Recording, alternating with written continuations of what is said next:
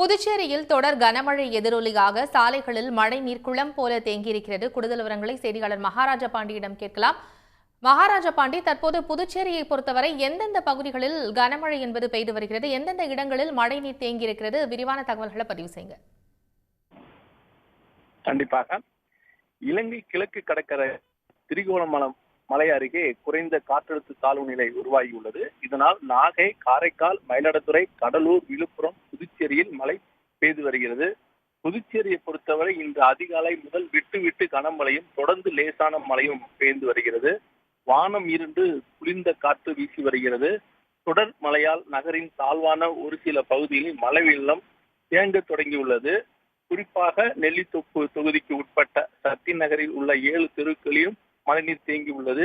இதற்கு இங்கு உள்ள வாய்க்காலை சீரமைக்கப்படாததே காரணம் என்று அந்த பகுதி மக்கள் வேதனையுடன் தெரிவித்தனர்.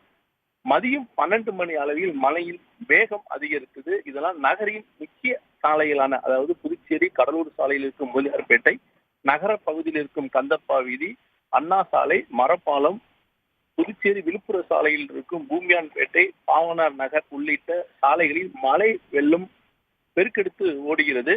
இதனால் வாகன ஓட்டிகள் மிகுந்த அவதி அடைந்து வருகிறார்கள். தீபாவளி பண்டிகையை ஒட்டி இன்று அரசு விடுமுறை என்பதால் பெரும்பாலான மக்கள் வீட்டை விட்டு வெளிவரவில்லை.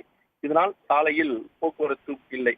இதேபோல் புதுச்சேரி புறநகர் பகுதிகளான வில்லியனூர், பாகூர், தவளகுப்பம், திருப்புவனை, திருக்குனூர், மண்ணாடிப்பட்டு உள்ளிட்ட 10க்கும் மேற்பட்ட பகுதிகளிலும் மழை பெய்து வருகிறது. காரைக்கால் மாவட்டத்தில் இரவிலிருந்து மழை வெளுத்து வாங்கி வருகிறது. கடந்த 24 மணி நேரத்தில் காரைக்காலில் 9 சென்டிமீட்டர் மழை பதிவாகியுள்ளது. தொடர் மழையால் பல்வேறு பகுதிகளில் இரவு முழுவதும் மின்வெட்டு ஏற்பட்டது. இதனால் அங்குள்ள மக்கள் பெரும் சிரமத்துக்கு ஆளாகி உள்ளனர். கனமழை அலர்ட் எச்சரிக்கை விடப்பட்டிருப்பதால் புதுச்சேரி மற்றும் காரைக்காலில் உள்ள மீனவர்கள் கடலுக்கு மீன் பிடிக்க செல்லக்கூடாது என்று மீன்வளத்துறை அதிகாரிகளும் எச்சரிக்கை விடுத்திருக்கிறார்கள். தற்போதைய தகவல்களுக்கு நன்றி மகாராஜா பாண்டி. உடனுக்குடன் செய்திகளை தெரிந்து கொள்ள சன் நியூஸ் பெல் ஐகானை கிளிக் பண்ணுங்க.